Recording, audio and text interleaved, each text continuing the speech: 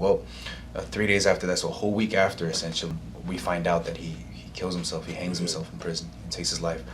And I'm like, okay, so there's 2 deaths now. And then maybe a few days after that, I bring in this youngster, this guy who's young, you know, that I courted into the gang. And he was somebody who I was really proud of, who would, you know, lead the next generation at that time. And I find out that he gets shot in a freeway shooting, car-to-car shooting, you know, brains blown out, everything. And, you know, that was just so much on my heart that I was like, oh, it's my time.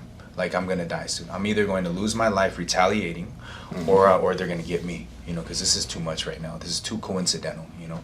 And from then on, I remember just being really sad, and my mom, she was like, what's wrong with you, you know? And I said, Mom, honestly, like, I'm pretty sure I'm gonna die, you know. And she goes, you know what's really sad, Johnny, is that it would be sad if you died and you went to hell. You know, she said, because you lived this life of struggle, you lived, like, you know, having trauma, and just to go to hell after that would be sad, don't you think? And I kind of thought about it for a second, you know. I was like, yeah, but what choice do I have, Mom? Like, this is life, you know, whatever, you know.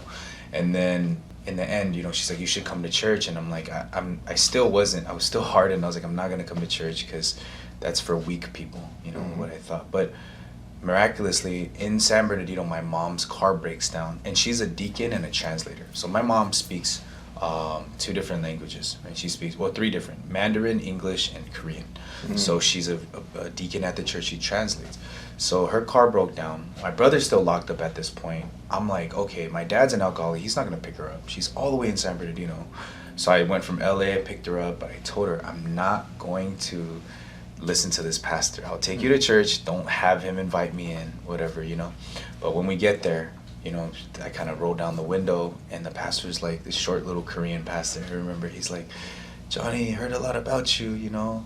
Hope you're doing well. And when I rolled down the window, I could smell the aura of black bean noodles. Right? Black bean noodles? Black bean noodles. Yeah, and that was my I love favorite. them, by the way. Yeah.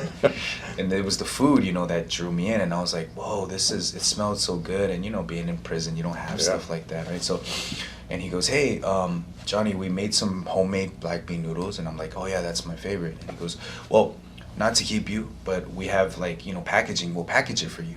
And I thought about it, you know, being Asian, like, we're very respectful. So we're like, we can't just take stuff and then be like, see you later, you know? Right. So I'm like, let me go in, let me be respectful, let me pay my respects. And so when I went in and I ate it, it was like the best tasting noodles, honestly. And I was like, yo, God knew what he was doing, you know? And I sat down, and he started to ask me things, you know? He's like, Johnny, you know, what do you think about sin, and are you a sinner?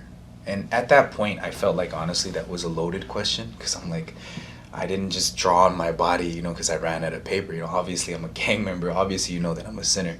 Why would he ask me that? Right. So I asked him, or I answered him. I said, yeah, of course I'm a sinner, a big sinner. I've done a lot of evil things, and I know I'm going to hell.